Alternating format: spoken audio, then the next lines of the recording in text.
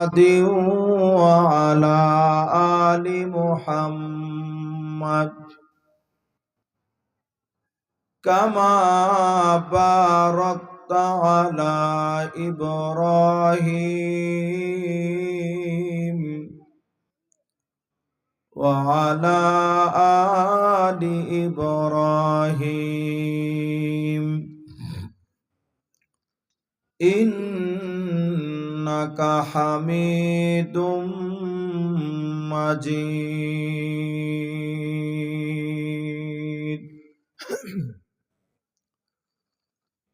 نحمده ونصلي على رسوله الكريم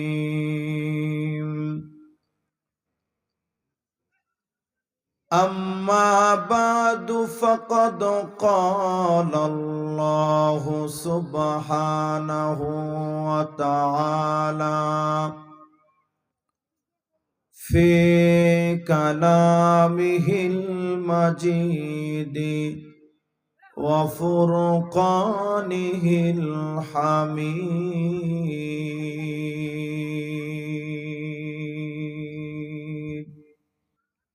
সকলে মহব্বতের সাথে বলি আউযু বিল্লাহি মিনাশ শাইতানির রাজীম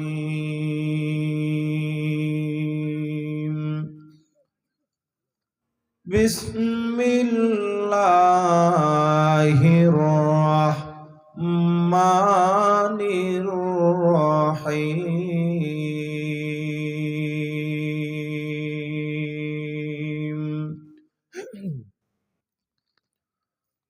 মা সালাকাকুম ফি সাকার ক্বালু লাম নাকু মিনাল মুসাল্লিন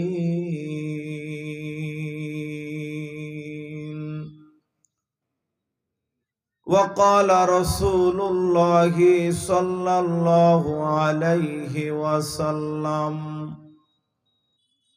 من صلى الغداة في جماعة فهو في ذمة الله وفي مقام آخر من بنى لله بيتا بنى الله له بيتا في الجنة أو كما قال عليه الصلاة والسلام سبحانك لا علم لنا إلا ما علمتنا إنك أنت العليم الحكيم جزى الله عنا محمدا ما هو أهله সকলে মহব্বতের সাথে বলি সুবহানাল্লাহি ওয়া বিহামদিহি সুবহানাল্লাহিল আযীম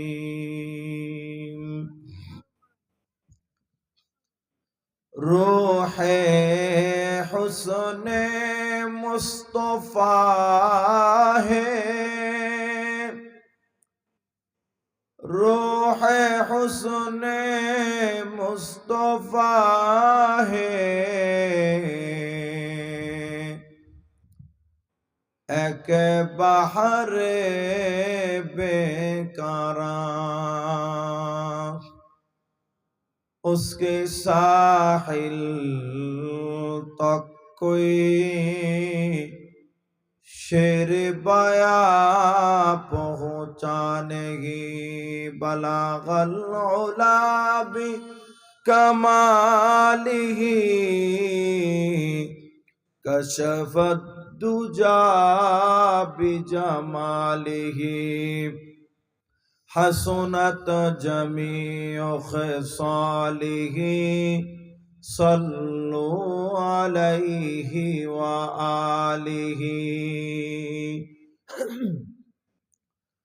خلق میں اشرف ہو ہم یہ تیری کرم ہے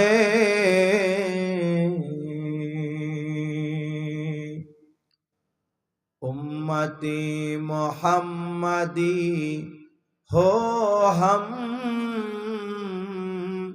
ये तेरे मेहरबान है ला इलाहा इल्लल्लाह ज़बान खुले आवाज करे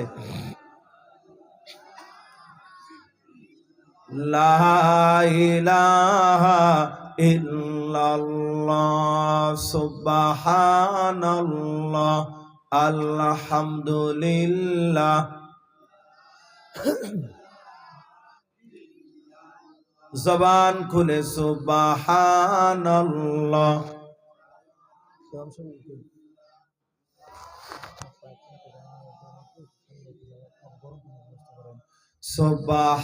सुबहानल्लाह अल्हम्दुलिल्लाह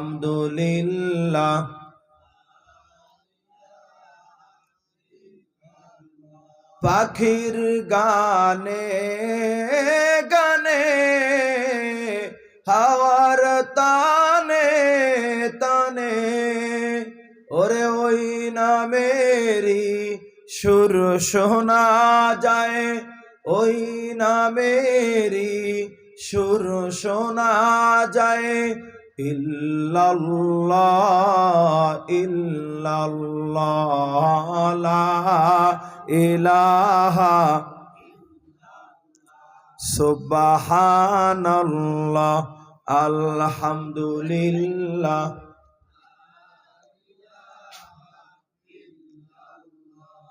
ओरे नहीं के होने अल्लाह छाड़ा बोलो ला इलाहा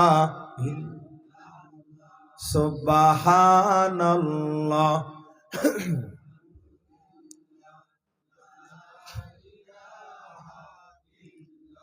আমার ভাইরা জবানটা কে দিয়েছেন বলেন তো কে দিয়েছেন অনেকে জবান দিয়া বের করতেছেন না একটু আওয়াজ করে বলেন কে দিয়েছেন একটু ডান হাতের শাহাদাত আঙ্গুল উঁচু করে বলেন কে দিয়েছেন আর একটু জোরে আওয়াজ দিয়া বলি কে দিয়েছেন যুবক ভাইরা বৃদ্ধ বাবাজিরা কাল হাসরের ময়দানে আল্লাহ রব্বুল আলামিন যদি জিজ্ঞাসা করেন আমার বান্দা তোমারে কত সুন্দর একটা জবান আমি দিয়েছিলাম রে বান্দা এ বান্দা তুমি কি দেখো না তোমার মহল্লায় তোমার পাড়ায় এমনও মানুষ দিয়েছিলাম যারে আমি জবান নামক নিয়ামত দেই নাই আছে না নাই কথা বলেন আল্লাহ পাক রব্বুল আলামিন যদি জিজ্ঞাসা করেন আমার বান্দারে আমার ওই গোলামকে আমি জবান নামক নিয়ামত দেই নাই আমার ওই গোলাম গোটা জিন্দেগিতে নিজের মাকে মা বইলে একটা ডাক দিতে পারে না ওই গোলাম নিজের বাবাকে বাবা বইলে একটা ডাক দিতে পারে নাই আমার ওই বাবা বান্দা গোটা জিন্দেগিতে আমি মালিক রে মালিক বইলে একটা ডাক দিতে পারে নাই বান্দারে তোমারে কত সুন্দর একটা জবান আমি দিয়েছিলাম আমার দেওয়া জবান দিয়া জমিনের কত মানুষের নাম মহব্বতের সাথে উচ্চারণ করছিল রে বান্দা আমার দেওয়া জবান দিয়ে জমিনের কত মানুষকে ভালোবাসার সাথে ডাক দিয়েছিল রে বান্দা আজকে হাসরের ময়দানে জবাব দে রে বান্দা ওই জবান দিয়া গোটা জিন্দেগিতে আমি মালিক রে কয়টা বার মহব্বতের সাথে ডাক দিছো আমার ভাইয়েরা বলেন তো আল্লাহ পাক রব্বুল আলামিন যদি আপনাকে আমাকে এই প্রশ্ন করেন এই প্রশ্নের উত্তর দিয়া পার পাবার মতো ক্ষমতা আমাদের আছে কথা বলেন নাই নাই হাদিসের ভিতরে নবীজি এটাই বলেছেন মান হুসিবা কাদ উযিবা নবীজি হাদিসের ভিতরে বলেছেন আমার উম্মত হাসরের ময়দানে আল্লাহ রাব্বুল আলামিন যদি কোনো বান্দাকে কোনো নিয়ামতের ব্যাপারে হিসাব তলব করেন, হিসাবের ব্যাপারে যদি কোনো বান্দাকে পাকড়াও করেন, ওই বান্দার ক্ষমতা হবে না হিসাব দিয়া বান্দা পার পাবে। ওই বান্দা আল্লাহর আদালতে ফেসে যাবে, নাউজুবিল্লাহ। এজন্য নবীজি আমাদেরকে দোয়া শিখাইছেন, আমার উম্মত যখনই হাত তুলবা তো দোয়া করবা, আল্লাহুম্মা হাসিবনি হিসাবান ইয়াসীরা। ওগো আল্লাহ, প্রথম কথা তুমি আমাকে বিনা হিসাবে জান্নাত দিও। আর যদি তোমার হিসাব নিতেই হয় গো মালিক, তবে তুমি আমার কাছ থেকে হিসাবটা একটু সহজ কইরা নিও। নবীজি দোয়া শিখাইছেন, আল্লাহ গো তুমি হিসাবটা একটু আমার কাছ থেকে সহজ কইরা নিও, হিসাবটা তুমি কঠিন কইরো না গো আল্লাহ। মুসলমান ভাইরা রে আমার, বলতেছিলাম নবীজি বলতেছিলাম আল্লাহ পাক রব্বুল আলামিন যদি হাসরের ময়দানে আপনাকে আমাকে জিজ্ঞাসা করেন, আমার বান্দা আমার দেওয়া জবান দিয়া কত মানুষকে ভালোবাসার সাথে ডাক দিছ, আজকে হাসরের ময়দানে জবাব দে, জমিনের ভিতরে বৈশা এই জবান দিয়া কয়টা বার আমারে মহব্বতের সাথে ডাক দিছ? বলেন তো, এই প্রশ্নের উত্তর দিয়ে আমরা কি খালাস পাবো? কথা বলেন। না না, পাবার কোনো সুরাত নাই। যুবক ভাইয়েরা, বৃদ্ধ বাবাজিরা, তাহলে আজকের এই মাহফিলে আমরা কিছু করতে পারি আর না পারি, এই গভীর রজনীতে ঠান্ডা চাটাইয়ের উপরে বৈশা, কুয়াশাচ্ছন্ন আবহাওয়ার ভিতরে বৈশা আমরা কয়েকটা বার সেই মালিক রে ভালোবাসা উজাড় কইরা ডাক দিতে চাই। কে কে হাত তুইলা দেখায়? লিল্লাহে তাকবীর, নারায়ে তাকবীর, নারায়ে তাকবীর। আজকের মাহফিল সফল হোক, কবুল হোক। নারায়ে তাকবীর। আল্লাহ সবাইরে কবুল করুক, জোরে বলেন আমিন। তাহলে মহব্বতের সাথে একটু জবান খুইলা কয়েকটা ডাক দেব, রাজি আছেন ইনশাআল্লাহ? সুবহানাল্লাহ, আলহামদুলিল্লাহ,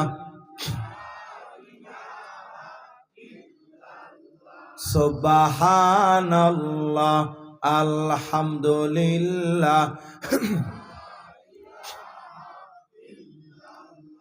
মুসা নবীর সাথে বলছেন কথা,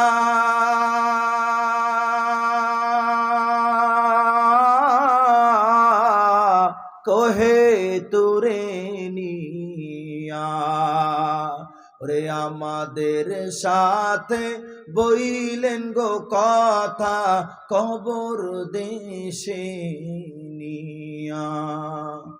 ইব্রাহিম নবীর সাথে বলছেন কথা,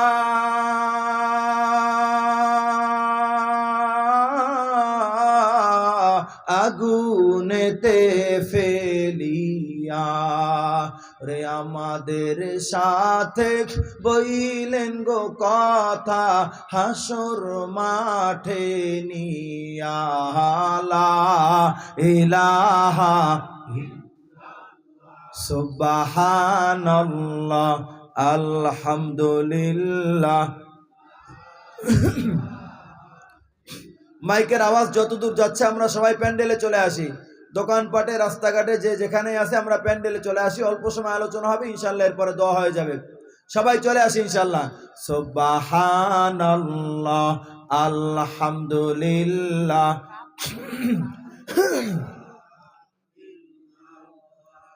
বেলাল বলেন কাল্লা, আবু জেহেল বলে বারায় জালাম, ওরে মাহবুদ বলেন ও জিবরাইল, খোলো জান্নাতের তালা, লা ইলাহা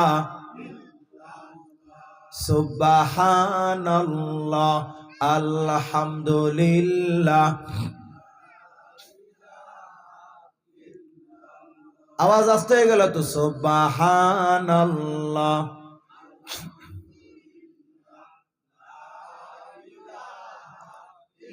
লা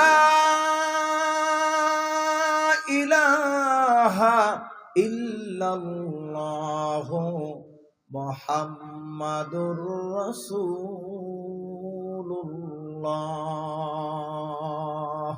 সাল্লাল্লাহু আলাইহি ওয়াসাল্লাম।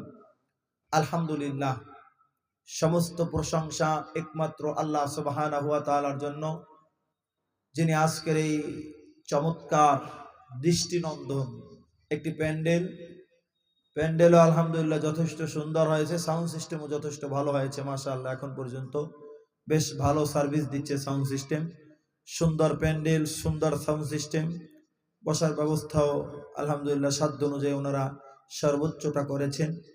তো কুয়াশাচ্ছন্ন এই আবহাওয়া, শীতের এই আবহাওয়ার ভিতরে আল্লাহ তাআলা এত সুন্দর একটা জান্নাতি বাগানে আমাদেরকে বসার মতো তৌফিক দান করলেন। খুশি না বেজার ভাই?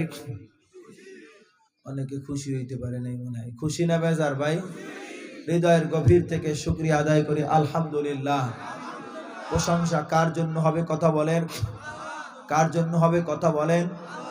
সাগর নদী আর পাহাড় বনে, পাখিদের গুনগুন গুঞ্জরণে ভেসে আসে ওই সুমধুর তান। চারিদিকে দেখো আল্লাহর জয়গান। আল্লাহ মহান, আল্লাহ মহান, আল্লাহ মহান, আল্লাহ মহান, আল্লাহ মহান, আল্লাহ মহান, আল্লাহ মহান, আল্লাহ মহান। শোনো তুমি মন দিয়ে কোকিলের সুর, শুনতে লাগছে দেখো কত না মধুর। মিষ্টি মিষ্টি ওই দোয়েলের গান, রয়েছে তাহাতে কি সুধায় ফুরান। কোথা পেল তাহারাই সুর অম্লান, জবাব একটাই তার খোদা মহিয়ান। আল্লাহ মহান, আল্লাহ মহান, আল্লাহ মহান, আল্লাহ মহান, আল্লাহ মহান, আল্লাহ মহান, আল্লাহ মহান, আল্লাহ মহান। প্রশংসা কার জন্য হবে কথা বলেন? আল্লাহর জন্য প্রশংসা, যিনি আমাদেরকে জান্নাতি বাগানে কবুল করেছেন। আজকের এই মাহফিলের সম্মানিত সভাপতি, সম্মানিত প্রধান অতিথি, আমন্ত্রিত ওলামায়ে কেরাম, আমন্ত্রিত বিভিন্ন স্তরের সামাজিক রাজনৈতিক নেতৃবৃন্দ, আমার সামনে উপবিষ্ট দিন দরদি মুসলমান ভাইয়েরা, পর্দার অন্তরালে অবস্থানরত মা ও ভগ্নীগণ, আমার আগে অত্যন্ত চমৎকার, সময়োপযোগী, দিলকাশ, মুগ্ধকর আলোচনা পেশ করছিলেন বৃহত্তর উত্তরবঙ্গের অন্যতম একটি সুপ্রসিদ্ধ দ্বীনি মার্কাজ, দ্বীনি মাদারিস, রংপুরের ঐতিহ্যবাহী ধাপ হাজিপাড়া মাদ্রাসার সম্মানিত সিনিয়র মুহাদ্দিস এবং রংপুর শহরের সুপ্রসিদ্ধ একটি মসজিদের সম্মানিত খতিব, অনলবর্ষী আলোচক, সুললিত কণ্ঠের অধিকারী, বিদগ্ধ আলেমে দ্বীন, যার হাজার হাজার ছাত্র এই অঞ্চলের বিভিন্ন জায়গায় ছড়িয়ে ছিটিয়ে রয়েছে, আমার ক্লাসমেট, আমার ঘনিষ্ঠ বন্ধু, প্রিয় ভাই হযরত হাফেজ মাওলানা মুফতি আব্দুল্লাহ দামাত বারাকাতুহুল আলিয়া চমৎকার আলোচনা করতেছিলেন। আল্লাহ আমার ভাইজানের সিহা, ভাইজানের ইলম আমলের ভিতরে আরো বারাকা দান করুন, সিহাত আফিয়াতের নিয়ামত দ্বারা আল্লাহ ভরপুর করুন। আল্লাহ তাআলা ভাইজানের দারাজাতকে আরো আরো বুলন্দ করুন। সব ধরনের পেরেশানি, টেনশন থেকে আল্লাহ তাআলা মুক্তির ফয়সালা করে দিন। সবাই বলেন আমিন। মুহতারাম হাজিরিন, এবং এই আমার মুফতি হাফেজ মাওলানা মুফতি আব্দুল্লাহ ভাইজান, আমি উত্তরবঙ্গে প্রথম মাহফিল করে আমার এই ভাইজানের মাধ্যমে প্রথম দাওয়াত পাই। এটা আমার জীবনের আত্মজীবনীর একটা রেকর্ড। সম্ভবত 2016 সালে নীলফামারীতে এই ভাই আমার ক্লাসমেট, আমরা একসাথে মুফতি পড়েছি ইফতা। তা আমাকে প্রথম দাওয়াত দেয় এই অঞ্চলে, উত্তরবঙ্গে। আমি ভাইয়ের মাধ্যমে প্রথমে ঢুকি নীলফামারীতে একটা প্রোগ্রামে। তা আমি এই জন্য আজীবন ভাইয়ের প্রতি কৃতজ্ঞ। আজকের মাহফিলও ভাইয়ের সূত্রেই আসা। আল্লাহ তাআলা ভাইজানকে আল্লাহ তাআলা এর উত্তম জাযা উত্তম বিনিময় দান করুন, সবাই বলেন আমিন। মুহতারাম হাজিরিন, লম্বা সময় আপনাদেরকে কষ্ট দেব না। আমারও যেহেতু আগামীকালকে জুমা আছে, এজন্য অনিচ্ছা সত্ত্বেও ঢাকায় ফিরতে হবে। এজন্য আমি সংক্ষিপ্ত কিছু সময় আপনাদের সামনে আলোচনা করব, শুনবেন তো ইনশাআল্লাহ ভাই? আমার কথাগুলো কি বোঝা যায়? কথা বলেন, আল্লাহ কবুল করুক, সবাই বলেন আমিন। মুহতারাম হাজরিন, আমাদের এই হায়াতটা দামি কি দামি না? কথা বলেন। অনেকে কয় না হায়াতটা তাদের কাছে মনে হয় বিড়ির সাইজ ওরকম বেদামি, ওই রকম মনে হয়। বিড়ির সাইজ কোনো দাম আছে আমাকে সমাজে? কথা কয় না কেন? তাই অনেকে কয় না, তাহলে হেগো কাছে মনে হয় বিড়ির সাইয়ের মতো। কথা কয় না কেন? হায়াতটা কি দামি না? কথা বলেন, বলেন আবার, হায়াতটা কি দামি না?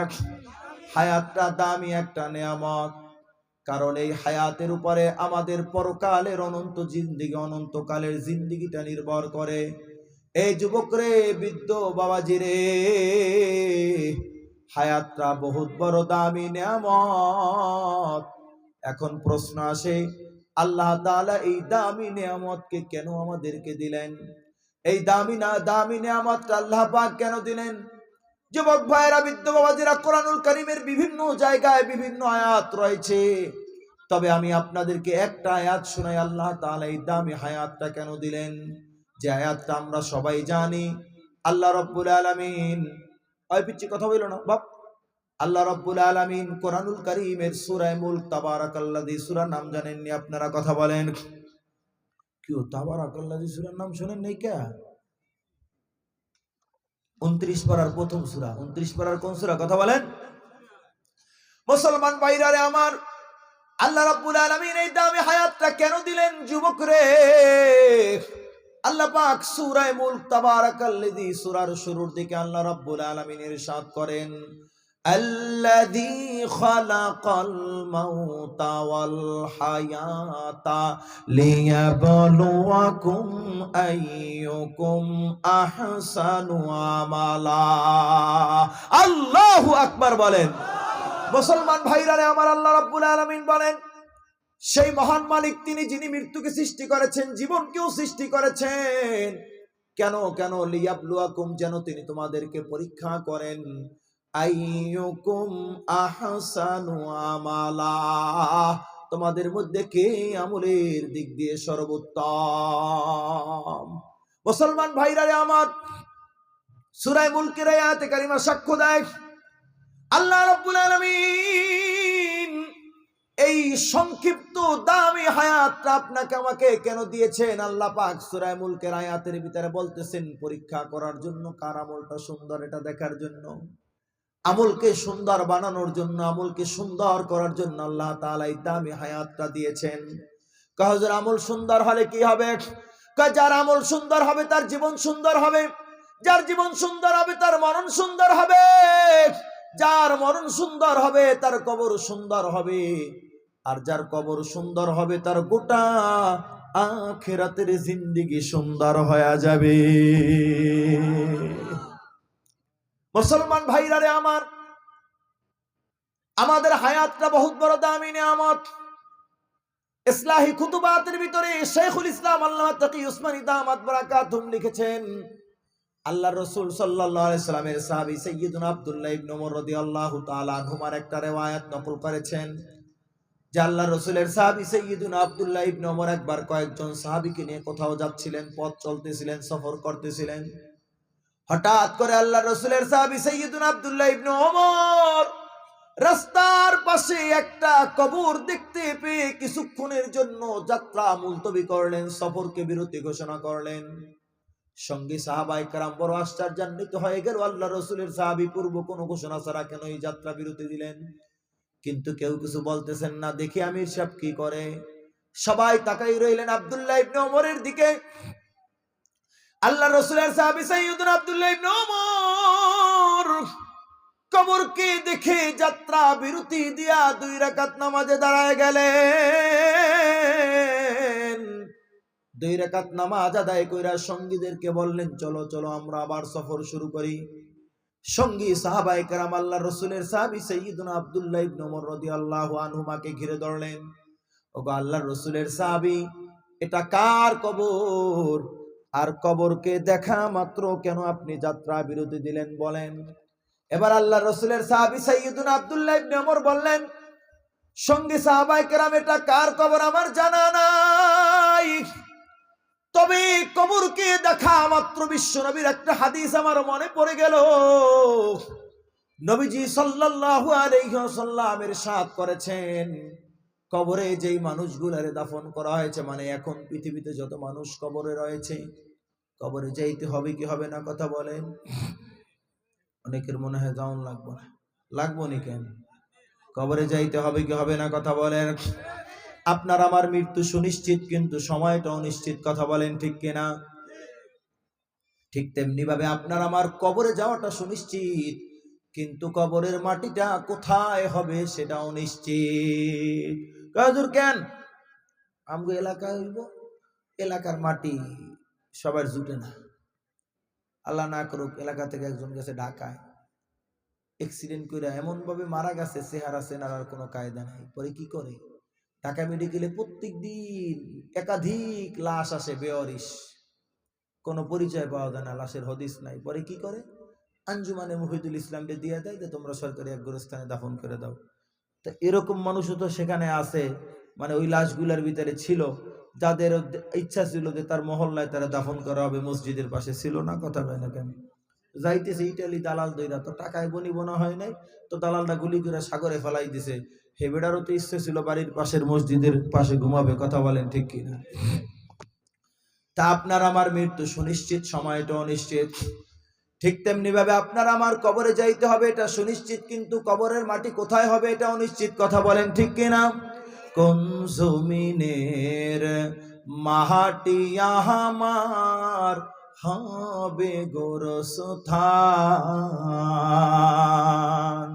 কোন জমিনের মাটি আমার হবে গোরস্থান।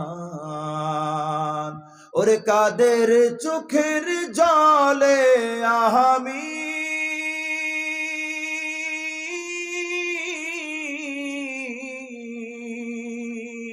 কাদের চোখের জলে আমি পাবো পরিত্রাণ, কোন জমিনের মাটি আমার হবে গোরস্থান, কোন জমিনের মাটি আমার হবে গোরস্থান।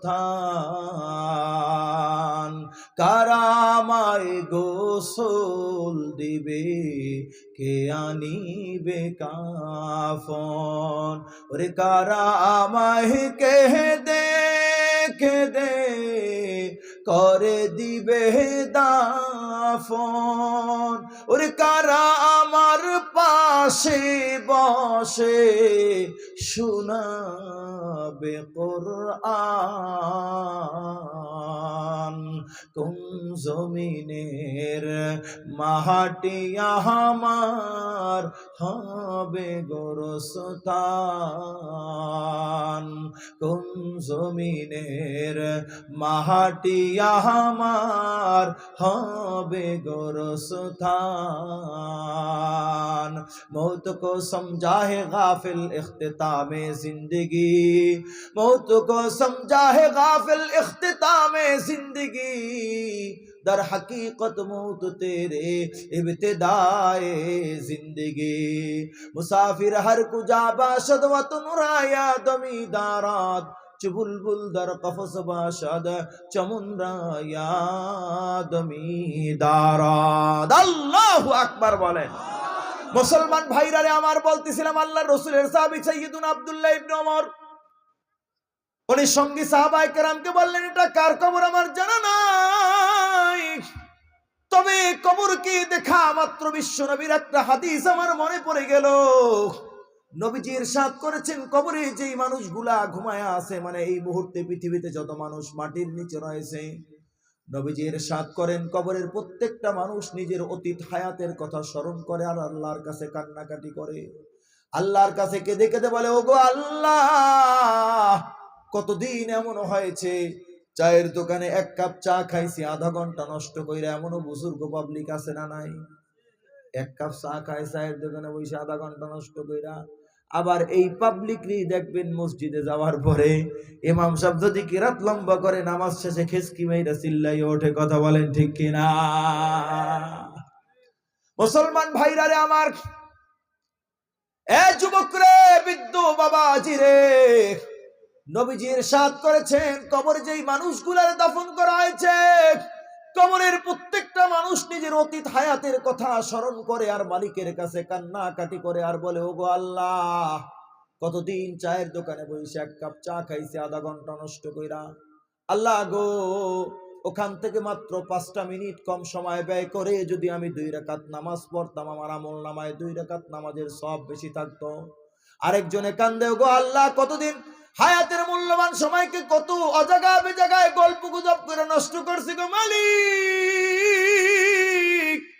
ও মালিক, ওখান থেকে কয়েকটা মিনিট যদি কম সময় ব্যয় কইরা তোমার নামের কয়েকটা বার জিকির করতাম, তাসবিহ পাঠ করতাম, সুবহানাল্লাহ, আলহামদুলিল্লাহ, লা ইলাহা ইল্লাল্লাহ, আল্লাহু আকবার, আল্লাহ তোমার নামের যদি কয়েকটা বার জিকির করতাম, আমার আমল নামায় কয়েকটা বার জিকিরের সব বেশি থাকতো।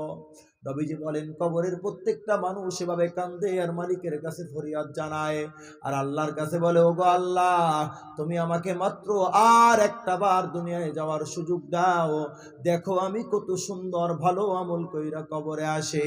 বলেন তো, যতই কান্নাকাটি করুক আর আবদার করুক, পুনরায় দুনিয়াতে কামব্যাক করার কোনো সুযোগ পাওয়া যাবে? কথা বলেন। না না, সুযোগ পাওয়া যাবে না। হায়াতের শ্রেষ্ঠ সময়, দুনিয়ার শ্রেষ্ঠ সময় কভু আর মিলিবে না, এ সুযোগ হারাইও না, এ সুযোগ আর পাবে না হেলায় ফেলিয়া, কবরের জীবন যাবে কান্দিয়া কান্দিয়া। দুনিয়ার শ্রেষ্ঠ সময়, হায়াতের শ্রেষ্ঠ সময়, জীবনের শ্রেষ্ঠ সময় কভু আর মিলিবে না, এ সুযোগ হারাইও না, এ সুযোগ আর পাবে না হেলায় ফেলিয়া, কবরের জীবন যাবে কান্দিয়া কান্দিয়া, হাসরের জীবন যাবে কান্দিয়া কান্দিয়া। কিন্তু বলেন তো, এই কান্নায় কোনো লাভ হবে না। এ যুবক রে, বৃদ্ধ বাবাজি রে, আল্লাহর রাসূলের সাহাবী সাইয়্যিদুনা আব্দুল্লাহ ইবনে ওমর রাদিয়াল্লাহু তাআলা আনহু বর্ণনা করেন, নবীজি বলেন, কবরের মানুষগুলো এভাবে কান্দে আর মালিকের কাছে ফরিয়াদ জানায়, কিন্তু ফরিয়াদ জানায় কোনো লাভ হবে না। আহারে যুবক রে, এই যে দেখেন ঠান্ডা মাটির উপরে একটা চাটাই বিছাইছে, তার উপরে আবার এই নাড়া নাকি বলে এগুলা বিছিয়ে বইছে, কিন্তু ওই কবরে ঠান্ডা মাটির উপরে আপনার আমার অনেকের বাপ ঘুমায় আছে না নাই? অনেকের মা ঘুমায় আছে না নাই? অনেকের স্ত্রী ঘুমায় আছে না নাই? অনেকের সন্তান, অনেকের ভাই ঘুমায় আছে না নাই?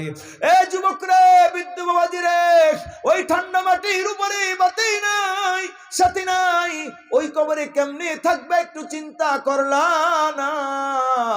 আরে যদি তোমার ঈমান আর আমল ঠিক থাকে, তো ওই অন্ধকার কবরে বাতির ব্যবস্থা করবে কে? কথা বলেন। একটু ডান হাতের শাহাদাত আঙ্গুল উঁচা করে বলেন, কে? কে ব্যবস্থা করবেন? একটু মোহাব্বতের সাথে আওয়াজ দিয়ে বলেন, কে? যুবক রে, অন্ধকার ওই কবরে বাতি নাই, সাথী নাই, যদি আমলটা ঠিক থাকে মালিক বাতির ব্যবস্থা করবে। ইঞ্জিনটা চইলা গেলে, হায় রে হায় রে হায়, ডাব্বাটা পইরা রইব এই না দুনিয়ায়। কথা বলেন ঠিক কিনা? ইঞ্জিনটা চইলা গেলে, হায় রে হায়, ডাব্বাটা পইরা রইব এই না দুনিয়ায়।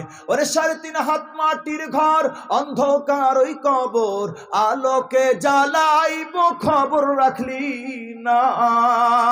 ওরে মাওলা যদি থাকে না রাজি, আলো জ্বালাইব মাঝি, মাওলা যদি থাকে না রাজি, আলো জ্বালাইব মাঝি, নইলে যে দুঃখ কষ্টের নাই রে সীমা নাই। ইঞ্জিনটা চইলা গেলে, হায় রে হায়, ডাব্বাটা পইরা রইব এই না দুনিয়ায়। কথা বলেন ঠিক কিনা? মুসলমান ভাইরা রে আমার, এবার আব্দুল্লাহ ইবনে ওমর বললেন, এ যুবক রে, আমার সঙ্গী সাহাবায়ে কেরাম কবরের মানুষগুলা কান্নাকাটি করবে, কিন্তু কোনো সমাধান হবে না। আর কোনোদিন 2 রাকাত নামাজের সুযোগ পাবে না। আল্লাহকে যতবার কবরে বসে ডাকুক না কেন, একটা সব আমল নামায় লেখা হবে না। এবার আব্দুল্লাহ ইবনে ওমর বললেন, আমার তো এখনো হায়াত বাকি আছে। কবরকে দেখা মাত্র বিশ্বনবীর হাদিসটা আমার মনে পড়ে গেল। সুতরাং আমি যাত্রা বিরতি দিয়ে 2 রাকাত নামাজ আদায় করে নিলাম। আমার আমল নামায়, আমার জীবদ্দশায় 2 রাকাত নামাজের সব যুক্ত হয়ে গেল। সুবহানাল্লাহ, আল্লাহু আকবার বলেন। যুবক ভাইরা, বৃদ্ধ বাবাজিরা, তাহলে এবার আবার বলেন তো, হায়াতটা দামি কি দামি না? কথা বলেন, কথা বলেন। হায়াতটা দামি নিয়ামত। এ যুবকরে, বৃদ্ধ বাবাজিরা, এই দামি সংক্ষিপ্ত এই দামি হায়াতের ভিতরে আল্লাহ পাক সবচাইতে দামি ইবাদত দিয়েছেন কোনটা? কথা বলেন। নামাজ। কথা বলেন, কোনটা বলেন? আপনাদের এলাকায় মনে হয় নাই, ব্যবসাবে তাই মনে হয়। সবচাইতে দামি ইবাদত কোনটা? কথা বলেন। সবচাইতে দামি ইবাদত দিলেন আল্লাহ রাব্বুল আলামিন, নামাজ। এ যুবকরে, বৃদ্ধ বাবাজিরা, আবার এই 5 ওয়াক্ত দামি নামাজের ভিতরে সবচাইতে দামি নামাজ কোনটা? ফজরের নামাজ। কোন নামাজ? কয় যেই নামাজে মুসল্লি খুঁজা পাওয়া যায় না, ওই নামাজটাই আল্লাহর কাছে সবচাইতে দামি নামাজ। এ যুবকরে, সংক্ষিপ্ত এই দামি হায়াতের ভিতরে আল্লাহ দামি ইবাদত দিলেন নামাজ। নামাজের মতো দায়মান ফরজ ইবাদত আল্লাহ তাআলা আর কোনটা এভাবে দেন নাই। কারণ কি? কয় হুজুর, কয় রমজান মাস না থাকলে রমজানের রোজা আছে। কথা বলেন, আছে নাকি? আপনি রমজান মাসে এখন আসেন, আপনি যদি শেষ দিক দিয়ে মার্কেটিং করতে ঝামেলা টামেলা হয়, তো 10টা রোজা আগে রাইখে দিই, কামইব। কথা হয় না? রমজান মাস না থাকলে রমজানের রোজা নাই, সম্পদ না থাকলে যাকাত নাই, সম্পদ না থাকলে হজ নাই, সম্পদ না থাকলে কোরবানি নাই, সম্পদ না থাকলে সদকায়ে ফিতর নাই। কিন্তু বলেন তো, সম্পদ না থাকলে নামাজ আছে না নাই? হাত নাই, পা নাই, নামাজ আছে না নাই? পঙ্গুর উপরে নামাজ আছে না নাই? বোবার উপরে নামাজ আছে না নাই? বয়রার উপরে নামাজ আছে না নাই? অন্ধের উপরে নামাজ আছে না নাই? 30,000 ফিট বিমানে যারা চলাচল করে তাদের উপরে নামাজ আছে না নাই? সমুদ্রের ভিতরে তলদেশে সাবমেরিনের ভিতরে যারা থাকে তাদের উপরে নামাজ আছে না নাই? নামাজ আল্লাহ তাআলা এই দামি হায়াতের ভিতরে সবচেয়ে দামি ইবাদত দিলেন আল্লাহ তাআলা, নামাজ। আবার এই 5 ওয়াক্ত নামাজের ভিতরে সবচেয়ে দামি যেই নামাজটা দিলেন সেটা হচ্ছে ফজরের নামাজ। এ যুবকরা, এবার আসেন, আমি খুতবার ভিতরে যে আয়াত দুটো তেলাওয়াত করেছি, সূরা মুদ্দাসসির 42 এবং 43 নম্বর আয়াতে কারিমা আমি পাঠ করেছি। এবার আসেন, আয়াত কেন্দ্রিক আলোচনাটা শুরু হবে। এতক্ষণ ভূমিকা চলতেছিল রে মুসলমান। আমরা অনেক সময় থানায় যাই কি যাই না? কথা যাই না কেন? এটা কোন থানা? সৈয়দপুর থানায় গেলে দেখলেন আপনার এক দোস্তরে পুলিশে ধরে লকআপে ঢুকাই রাখছে। কেউ দোস্ত কি হয়েছে? কয় দোস্ত কইস না, মহল্লায় মারামারি হয়েছিল, তো একজনে মারছি একবারই, সিসি ক্যামেরায় এটা ফুটেজ ধরা পড়ছে, তো পুলিশে ধরে নিয়ে এসে। এরকম কয় কি কয় না? কথা কয় না কেন? তো আল্লাহ পাক রব্বুল আলামিন জাহান্নামীদেরকে জাহান্নামের লকআপে ঢুকানোর পরে জিজ্ঞাসা করবেন। সূরা মুদ্দাসসির 42 এবং 43 নম্বর আয়াতে কারিমার ভিতর আল্লাহ তাআলা বলতেছেন, মা সালাকাকুম ফি সাকার ক্বালু লাম নাকু মিনাল মুসাল্লিন। আল্লাহু আকবার বলেন। হাসরের ময়দান আল্লাহ রাব্বুল আলামিন জাহান্নামীদেরকে জাহান্নামের লকআপের ভিতরে ঢুকানোর পরে আল্লাহ পাকের পক্ষ থেকে জিজ্ঞাসা করা হবে। ফেরেশতারা বলবেন, কি ও কোন অপরাধের জন্য তোমাদেরকে জাহান্নামে ঢুকানো হয়েছে? মা সালাকাকুম ফি সাকার, কোন অপরাধের কারণে জাহান্নামের ভিতরে তোমাদেরকে ঢুকানো হয়েছে? সমগ্র জাহান্নামীরা অনেকগুলো অপরাধের কথা বলবে, তবে প্রথমেই যেই অপরাধের কথা বলবে আল্লাহ পাক কোরআনের ভিতরে বলতেছেন, সূরা মুদ্দাসসির 43 নম্বর আয়াত। আল্লাহ পাক বলতেছেন, সমস্ত জাহান্নামীরা এক বাক্যে বলবে, ক্বালু লাম নাকু মিনাল মুসাল্লিন। ওগো আল্লাহ, দুনিয়ার জমিনে আমরা নামাজ আদায় করতাম না। কি আদায় করতাম না? কথা বলেন। নামাজ আদায় করতাম না। এরপরে আরো অনেকগুলো অপরাধের কথা বলবেন। ওয়ালাম নাকুনু তুইমুল মিসকিন ওয়া কুননা নাখুদু মাল খায়দিন ওয়া কুননা নুকাযযিবু বিয়াউমিদ্দিন হাত্তা আতানাল ইয়াকিন। এরকম অনেকগুলো অপরাধের কথা বলবে, ওগুলো আমার আলোচ্য বিষয় না, এজন্য আমি ওদিকে যাচ্ছি না। তো বলেন তো জাহান্নামীরা সর্বপ্রথম যে অপরাধের স্বীকারোক্তি দিবে সেটা কোনটা? কথা বলেন। আল্লাহ, আমরা দুনিয়াতে নামাজ আদায় করতাম না। আরে আপনারা এই সুন্দর একটা মসজিদ করতেছেন, অনেক বড় মসজিদ, অনেক খরচ হইতেছে, কথা বলেন ঠিক কিনা? সুন্দর টাইলস লাগাইতেছে, দেখা দিলটা ঠান্ডা হয়ে গেছে। বিশাল বড় মসজিদ, সুন্দর একটা ওযুখানাও আছে, টিউবওয়েল আছে, কিন্তু এত সুন্দর মসজিদে যদি মুসল্লি না থাকে, এই মসজিদ এই মহল্লাবাসীর জন্য আল্লাহর কাছে কিন্তু বিচার দিব। মুসলমান ভাইরা আমার বলতেছিলাম, সংক্ষিপ্ত হায়াতের ভিতরে আল্লাহ সবচেয়ে দামি ইবাদত দিলেন নামাজ। আমার এই 5 ওয়াক্ত নামাজের ভিতরে সবচেয়ে দামি নামাজ হইতেছে ফজরের নামাজ। ফজরের নামাজ এই উম্মতের জন্য আল্লাহর পক্ষ থেকে একটা বিশেষ রহমত। আরে আমি হাদিস দিয়া রেফারেন্স দিয়ে আপনাদেরকে দেখাইয়ে দিব, এই উম্মতে আজকে নানাবিধ বিশৃঙ্খলা, বেহায়াপনা, বেলেল্লাপনা, অশ্লীলতা, চুরি, ছিনতাই, ডাকাতি, আহারে অন্যের সম্পদ জবরদখল করা, বিভিন্ন ধরনের অপরাধ সমাজের ভিতরে ছড়ায় আছে। মুসলমান ভাইরারে আমার, নবীজির হাদিস সাক্ষ্য দেয়, আমি আপনাদেরকে রেফারেন্স দিয়ে দেখাবো। এই উম্মতের মানুষগুলা যেদিন থেকে ফজরের নামাজে মসজিদে হাজির হবে, সেই সময় থেকে, সেই দিন থেকে এই সমাজে আর কোনো অন্যায় অবিচার থাকবে না। জোরে বলেন সুবহানাল্লাহ।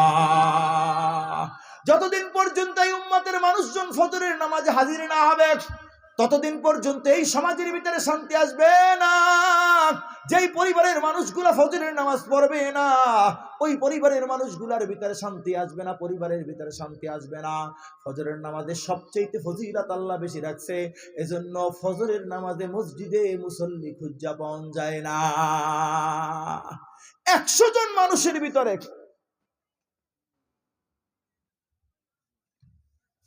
100 মানুষের ভিতরে বলেন তো মহল্লায় সর্বোচ্চ কতজন মানুষ এসে মসজিদে ফজর পড়ে? বড় জোর 5 জন, কথা হয় না, 5 জন 7 জন এরকম এভারেজ একটা হিসাব ধরেন, বড় জন 5 জন মসজিদে এসে ফজর পড়ে। আর বাকি আরো 20 জন ধরেন পরে করে ওইসে পড়ে, কথা বলেন ঠিক কিনা? মসজিদে আহে না। ওয়াজ কিন্তু শুরু হয় না, এখন এই যে শুরু হইতেছে, বেশিক্ষণ কমু না কিন্তু। আচ্ছা, তো সর্বোচ্চ 25 জন মানুষ এই উম্মতের ফজরের নামাজ পড়ে, সর্বোচ্চ। এর বেশি তো আর না মনে হয়, কোন এলাকায় বেশি হইতে পারে, কিন্তু বাংলাদেশের যে সিচুয়েশন অবস্থা, এই উম্মতের শতকরা 75% মানুষ কিন্তু ফজরের নামাজ পড়ে না। এই যুবকরা, বৃদ্ধ বাবাজিরে, ফজরের নামাজ আল্লাহ রাব্বুল আলামিন সবচাইতে ফজিলত বেশি রাখছে রে যুবক। ফজরের নামাজে আল্লাহ পাক যারা ফজরের নামাজ আদায় করবে, আমি হাদিসের রেফারেন্স দিয়ে আপনাদেরকে উদাহরণ দিব। আল্লাহ পাক রব্বুল আলামিন তাদেরকে 10টা পুরস্কার দিবেন। কয়টা? কথা বলেন। আর জোরে কান, 10টা। অনেকের ভাবসাব দেখে মনে হইতেছে যে হুজুর এর সাথে এক প্যাকেট আকিস বিড়ি দিলে মনে হয় ভালো হইতো। তো কয় না কেন? জোরে কইবেন না, কয়টা? আরো জোরে কান। ফজরের নামাজ যারা আদায় করবে তাদেরকে 10টা পুরস্কার দিবেন আল্লাহ পাক। মুসলমান ভাইরারে আমার 1 নম্বর পুরস্কার, মুসলিম শরীফ 1096 নম্বর হাদিস, আল্লাহ রাসূলের সাহাবী সাইয়্যিদুনা উসমান ইবনে আফফান রাদিয়াল্লাহু তাআলা আনহু থেকে বর্ণিত, তিনি বলেন নবীজি সাল্লাল্লাহু আলাইহি সাল্লাম ইরশাদ করেছেন, মান সাল্লাল ইশা ফি জামাতিন ফাকান্নামা কামা নিসফাল লাইল ওয়া মান সাল্লাস সুবহা ফি জামাতিন ফাকান্নামা কামাল লাইলা কুল্লাহু। আল্লাহু আকবার বলেন। নবীজি ইরশাদ করেন, সহিহ মুসলিম শরীফের হাদিস 1096 নম্বর হাদিস, সাইয়্যিদুনা উসমান ইবনে আফফান রাদিয়াল্লাহু তাআলা আনহু বর্ণনা করেন। প্রথমে নবীজি ইশার নামাজের কথা বলেছেন, যেই ব্যক্তি ইশার নামাজ জামাতের সাথে আদায় করবে, বাং সাল্লাল্লাহু ইশা ফি জামাতিন ফাকান্নামা কামা নিসফাল লাইল, নবীজি বলেন আল্লাহর যে গোলাম ইশার নামাজ জামাতের সাথে আদায় করবে, ওই গোলামের আমল নামায় অর্ধেক রাত দাঁড়ায় ইবাদত করার সওয়াব লিখে দেওয়া হয়। সুবহানাল্লাহ। এরপরে নবীজি বলেন, মান সাল্লাস সুবহা ফি জামাতিন ফাকান্নামা কামাল লাইলা কুল্লাহু। আর এরপরে নবীজি বলেন, আল্লাহর কোন গোলাম যদি ফজরের নামাজ জামাতের সাথে আদায় করে, নবীজি বলেন আল্লাহর ওই গোলামের আমল নামায় সারা রাত দাঁড়ায়া দাঁড়ায়া ইবাদত করার সব লেখা দেওয়া হয়। সুবহানাল্লাহ। তাহলে ফজরে কয় পুরস্কার বললে গেল হইব না, কিন্তু কয় পুরস্কার? আরো জোরে বলেন। 10 পুরস্কার। 1 নম্বর পুরস্কার, ফজরের নামাজ আদায় করলে সারা রাত দাঁড়ায়া দাঁড়ায়া ইবাদত করার সব। মুসলমান ভাইরা রে আমার, 2 নম্বর পুরস্কারের বেলায় আসেন, একটু দুনিয়া দিয়ে দৃষ্টান্ত দেই। এই ইউনিয়ন পরিষদে ধরেন 10টা টিউবওয়েল আইছে, আহে না মাঝে মাঝে কথা হয় না। এখন এই গ্রামের একজন গেছে চেয়ারম্যান সাহেবের ধরে, ভাইজান আমার কিন্তু একটা টিউবওয়েল লাগবে। চেয়ারম্যান চেহারার দিক তাকাই কয়, আরে তো আমার ইলেকশন করছে, ভোটটা আমার দিচ্ছে, গোষ্ঠী শুদ্ধ আমার দল করে। তাকে ভাই চাচা আপনার টিউবওয়েল আপনি কিন্তু পাওয়া যাবেন ইনশাল্লাহ, আপনি কোনো টেনশন করেন না, বাড়ি যান গা, আমি আপনার টিউবওয়েলের জিম্মাদারি নিলাম, আপনার টিউবওয়েল বাড়ি পৌঁছে দিব।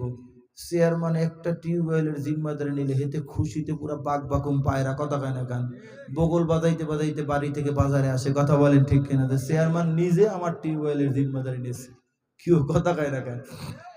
একটা টিউবওয়েলের জিম্মাদারি নিলে মানুষ এই খুশি হয়। এবার আসেন ফজরের নামাজ আল্লাহ কি রাখছেন।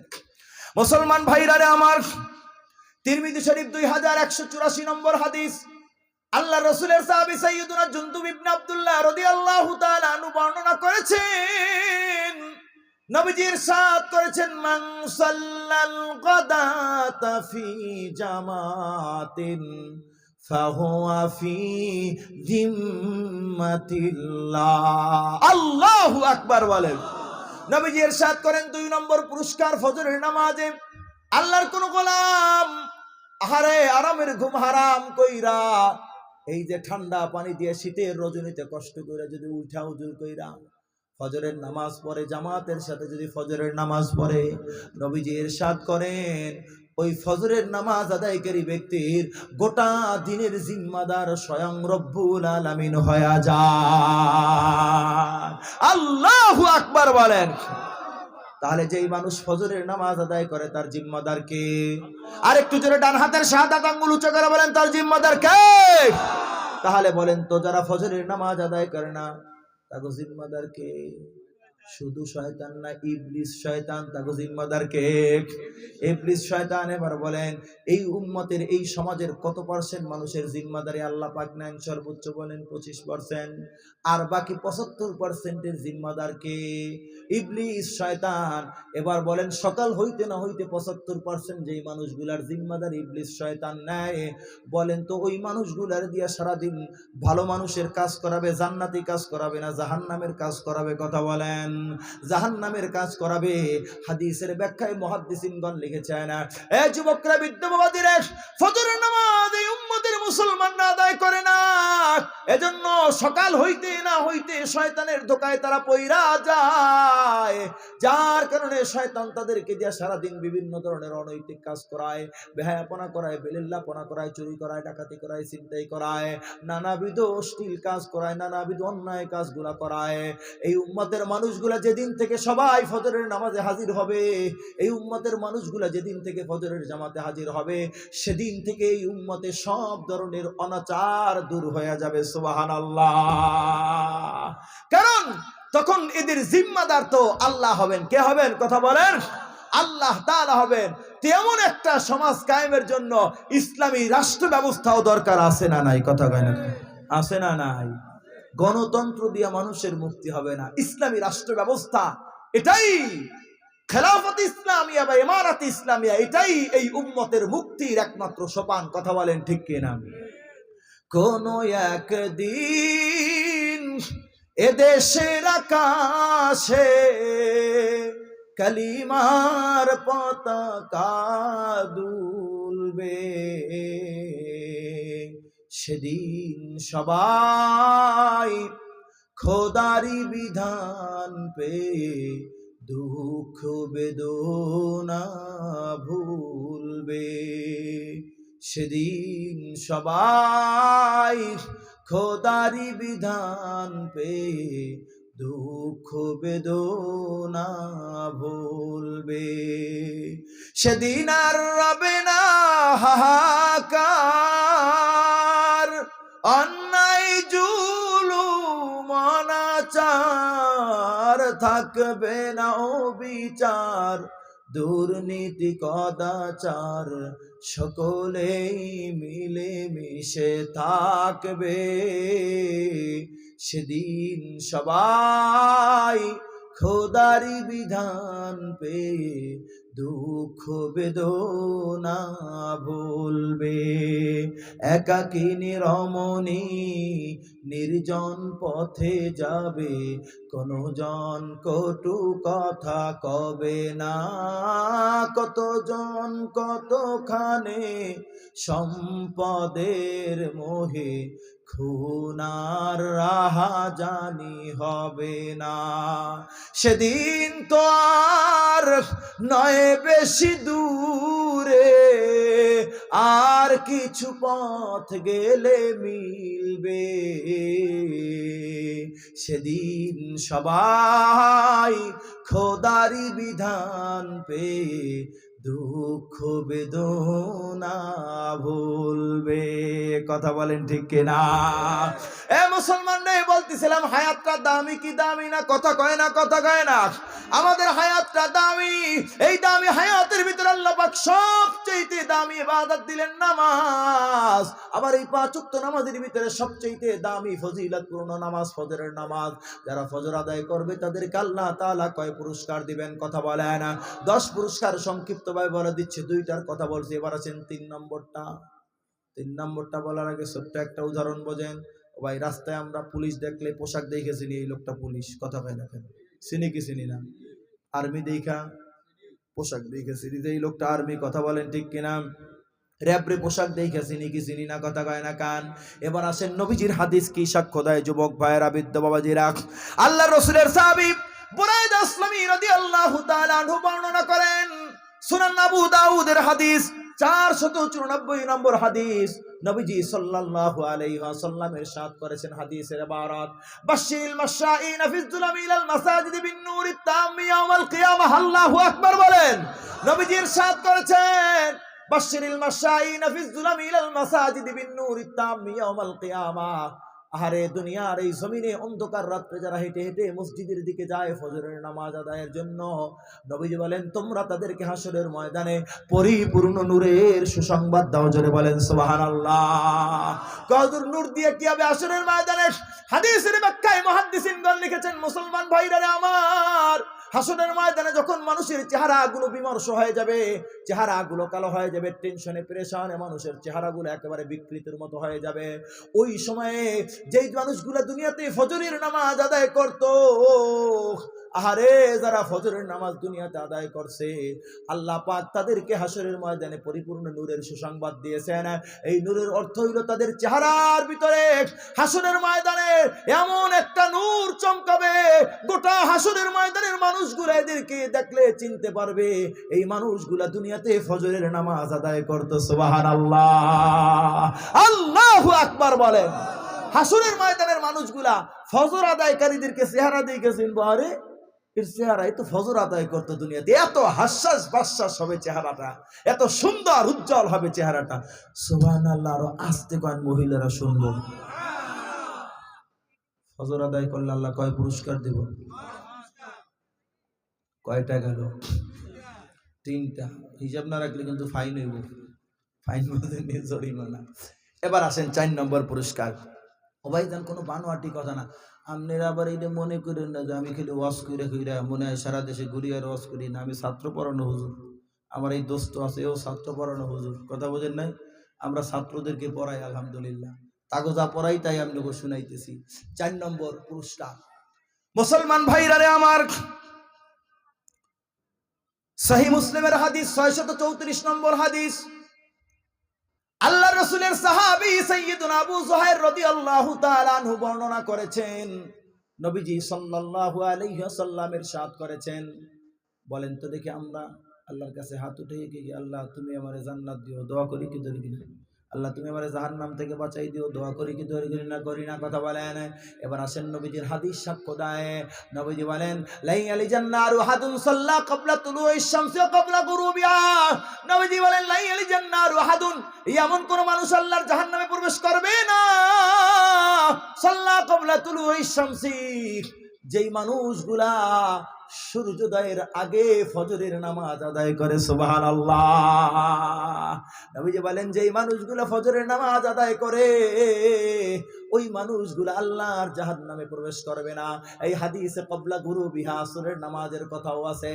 যারা ফজরের নামাজ পড়বে, আসরের নামাজ পড়বে, ওই মানুষগুলা আল্লাহর জাহান্নামে প্রবেশ করবে না।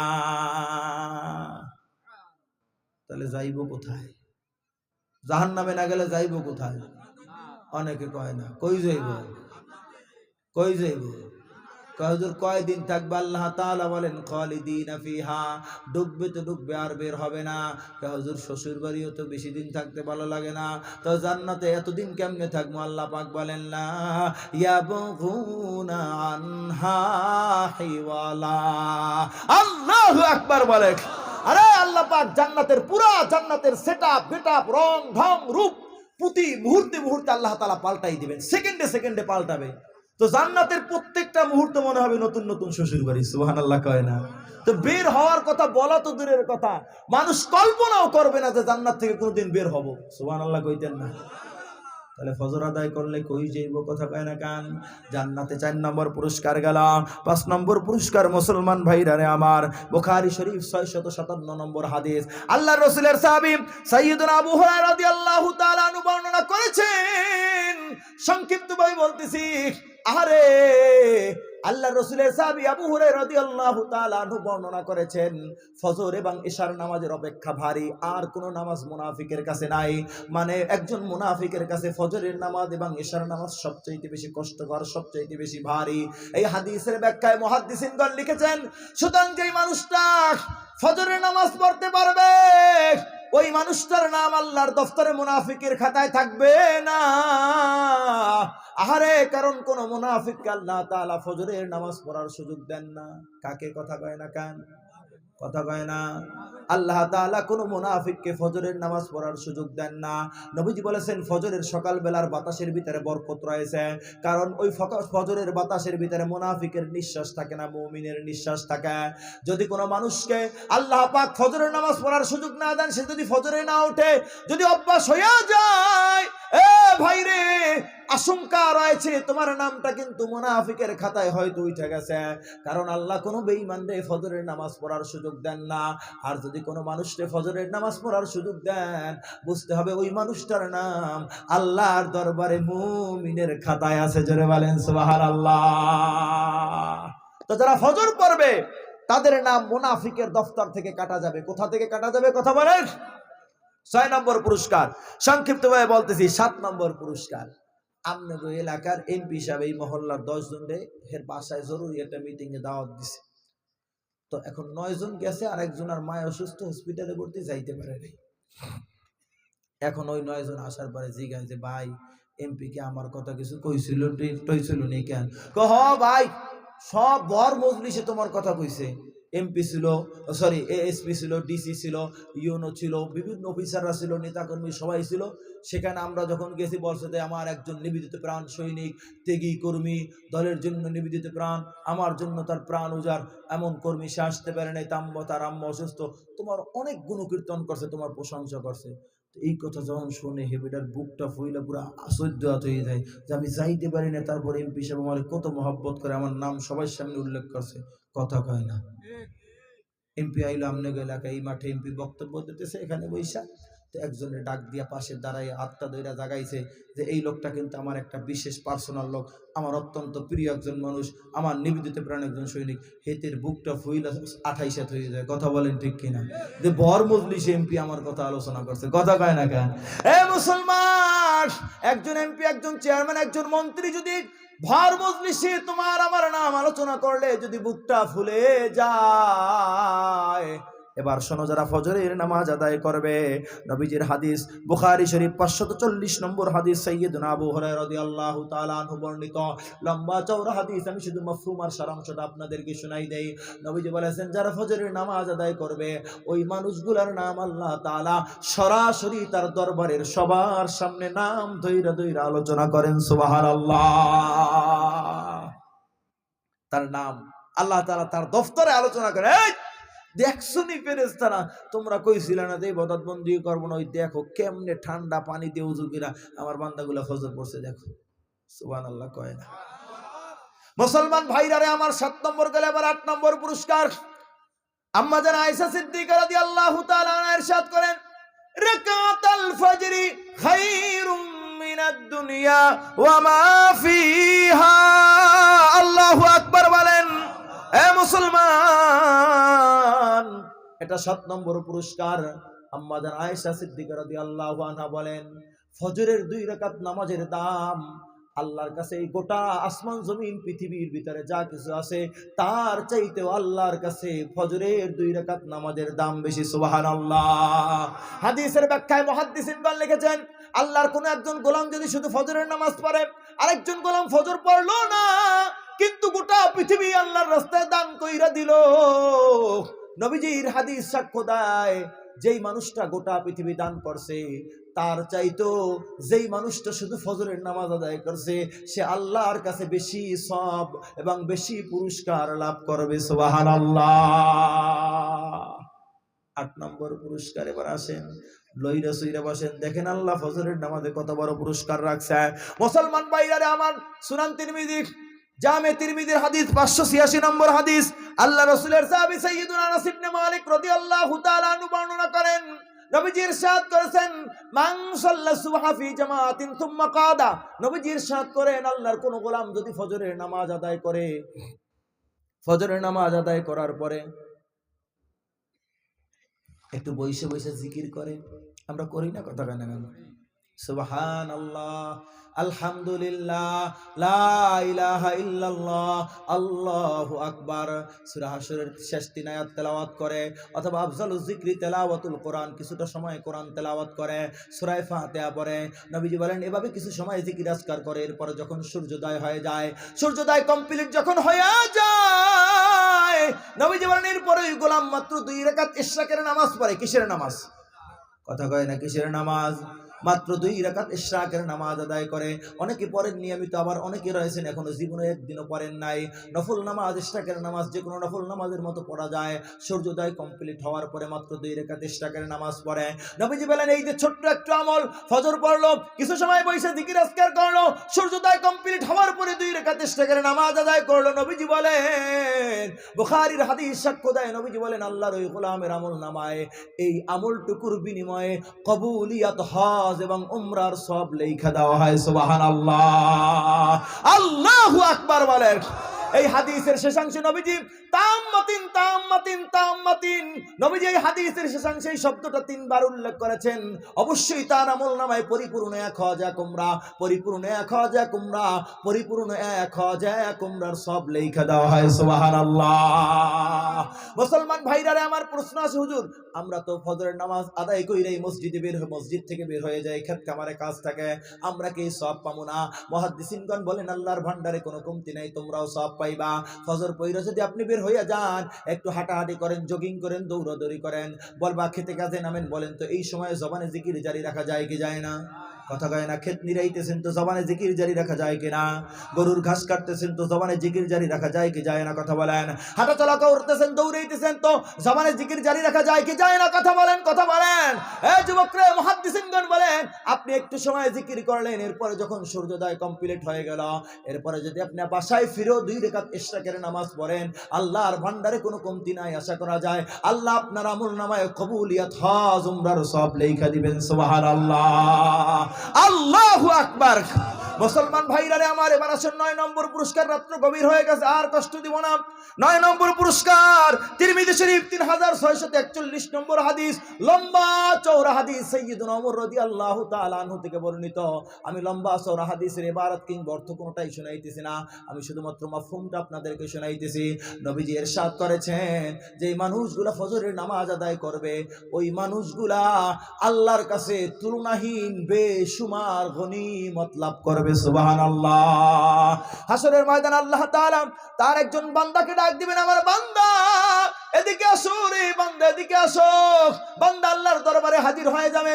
আল্লাহ পাক বলবেন, বান্দারে এই যে দেখো তোমার এই পুরস্কারগুলো আমি তোমারে দিয়ে দিলাম। বান্দা বলবে, আল্লাহ এত ভালো আমল তো আমি করি নাই, আমার এত পুরস্কার কেমনে দিলেন আল্লাহ তাআলা? আল্লাহ বলবেন, বান্দারে তুমি যে দুনিয়াতে ফজরের নামাজ আদায় করতা, ফজরের নামাজে আমি বেশুমার অগণিত গণনাহীন তুলনাহীন নেয়ামত গনিমত সওয়াব লাভ রেখেছিলাম। আমি ওই সমস্ত গনিমত সওয়াবগুলো আমি তোমার হাসরের ময়দানে দিয়া দিলাম। সুবহানাল্লাহ। ফজর আদায় করলে কয় পুরস্কার? কয়টা? কয়টা? এবার আসেন 10 নম্বর পুরস্কার। 10 নম্বর মজার একটা পুরস্কার। যে দল করে তার একটা ইচ্ছা থাকে যে আমার দলের সর্বোচ্চ লিডারের সাথে যদি আমার একটা ছবি থাকে, একটা সাক্ষাৎ পাওয়া যায়। দেখেন আজকে বিএনপির ভারপ্রাপ্ত চেয়ারম্যান জনাব তারেক রহমান সাহেব আসতেন, সারা দেশ থেকে নেতাকর্মীরা ছুটে গেছে না, কথা কেন? যেহেতু বিএনপির সর্বোচ্চ লিডার উনি একজন, বেগম খালেদা জিয়া সাবেক প্রধানমন্ত্রীর পরে আল্লাহ তাআলা তাকে দ্রুত পরিপূর্ণ সুস্থতা দান করুন, সবাই বলেন আমিন। তো তারপরে যেহেতু সর্বোচ্চ লিডার, তো তার দেখার জন্য ছুটে গেছে। তো এত বড় লিডারের কথা বাদই দিলাম, সামান্য ধরেন একজনে উপজেলা চেয়ারম্যান সাহেবের রাজনীতি করে বা এমপি সাহেবের রাজনীতি করে, তো এমপি সাহেবের সাথে যে কোনো ভাই এমপি সাহেব আসলে একটু পিছনে দিয়ে চেয়ারের পিছনে দাঁড়ায় একটা ছবি তুলে, কথা হয় না? ছবি তোলে না? তুইলা এরপর আবার ওইটা দেখবেন যে অফিসে মাথার উপরে ঝুলাই রাখছে, ফেসবুকে সারে রিল বানায়, ভিডিও বানায়, কত কিছু করে যে লিডারের সাথে আমার একটু সাক্ষাৎ হয়েছে, তার সাথে আমার একখান ছবি আছে, কথা কয় না? আবার লিডারে যদি একটু ডাকে যে অমুক দিন, তো ফেসবুকে দেয় আগামীকাল মাননীয় এমপি মহোদয় আমাকে দাওয়াত করেছেন, তার সাথে আমার আগামীকাল সাক্ষাৎ হবে। কেউ কথা কয় না কেন? মানুষ খুশি হয় না বেজার হয়? কষ্ট দেবো না। মুসলমান ভাইরা আমার, এবার আসেন ফজরের নামাজের কি পুরস্কার আল্লাহ তাআলা রাখছেন। এ যুবকরা, বুখারী শরীফ 573 নম্বর হাদিস, আল্লাহর রাসূলের সাহাবী সাইয়্যিদুনা জারীর ইবনে আব্দুল্লাহ রাদিয়াল্লাহু তাআলা আনহু বর্ণনা করেন। এটা অনেক বড় হাদিস, আমি লম্বা চওড়া হাদিস বলতেছি না, আমি সংক্ষিপ্তভাবে আপনাদেরকে একটু অর্থ শোনাই দিই, মাফহুম শোনাই দেই। আল্লাহর নবীজি ইরশাদ করেন, পূর্ণিমার রজনীতে চাঁদ যেভাবে আমরা জ্বলজ্বল করে দেখতে পাই, যে মানুষগুলা দুনিয়াতে ফজরের নামাজ আদায় করবে, ওই মানুষগুলো হাসরের ময়দানে আল্লাহর দিদার তেমন লাভ করবে, সরাসরি আল্লাহকে দেখতে পাবে। সুবহানাল্লাহ। জান্নাত দোজখ সে ইয়া রব ক্যা করো আরজু হায় মাই তুঝে দেখা করো হুর গিলমা জিতনে নেমত হায় তো सबसे बढ़कर नेमते दीदारे तू। আল্লাহু আকবার বলেন। এ যুবকরে, বিদ্যু বাবাজিরে, আহারে আমরা এত ফজিলতের ফজরের নামাজ থুইয়া মানুষ আজকে আমরা ঘুমায় থাকি। আহারে তুমি কি দেখো না, কত মানুষ ফজরের নামাজ না পড়া ঘুমায়া ছিল, জোহরের সময় তার জানাজা হাজির হইয়া যায়, আছে না? কথা কয় না কেন? কেমন করে ঘুমাও তুমি ফজর কর কাজা, এমনও তো হতে পারে জোহরে জানাজা। কেমন করে ঘুমাও তুমি ফজর কর কাজা, এমনও তো হতে পারে জোহরে জানাজা। আরে মুসলিম হয় না জন্ম নিলে মুসলমানের ঘরে, কাফের মুমিন তফাতটা হয় নামাজের উপরে। এই জীবনে হয় না যেন, এই জীবনে হয় না যেন নামাজ কবু কাজা, এমনও তো হতে পারে জোহরে জানাজা। কথা বলেন ঠিক কিনা? মুসলমান ভাইরা রে আমার, তাহলে বলেন তো আমাদের হায়াতটা দামি কি দামি না? কথা বলেন, কথা বলেন। এই দামি হায়াতে আল্লাহ সবচেয়ে দামি ইবাদত দিলেন নামাজ। আবার এই নামাজের ভিতরে সবচেয়ে দামি নামাজ হইতেছে ফজরের নামাজ। এ যুবক রে, সুতরাং যারা নামাজ পড়বে না, ফজরের নামাজ পড়বে না, তাদের ঠিকানা কোথায় হবে? কথা বলেন। আল্লাহ তাআলা আল্লাহ রাব্বুল আলামিন এজন্যই বলতেছেন, হাসরের ময়দানে জাহান্নামীদেরকে জাহান্নামে লকবে ঢুকানো, জাহান্নামের লকবে ঢুকানোর পরে জিজ্ঞাসা করা হবে, মা সালাকাকুম ফি সাকার قالوا لم نك من المصلين হাসরের ময়দানে জাহান্নামীদেরকে জিজ্ঞাসা করা হবে, ও জাহান্নামীরা কোন অপরাধের কারণে তোমাদেরকে জাহান্নামে ঢুকানো হয়েছিল? সকল জাহান্নামীরা ঐক্যবদ্ধভাবে বলবে, আল্লাহ, আমরা দুনিয়াতে নামাজ আদায় করতাম না, ফজরের নামাজ আদায় করতাম না। নাউজুবিল্লাহ। মুসলমান ভাইরা রে আমার, এই যে আপনারা সুন্দর একটা মসজিদ নির্মাণ করতেছেন, এই মসজিদের প্রথম সৌন্দর্য হইতেছে আমরা 5 ওয়াক্ত নামাজে হাজির হব। রাজি আছেন ইনশাআল্লাহ? কথা কয় না কান? কে কে রাজি আছে? কে কে রাজি আছে? ফজরের মুসল্লি হইতে রাজি আছি নাকি? আল্লাহ সবাইরে তৌফিক দান করুন, সবাই বলেন আমিন।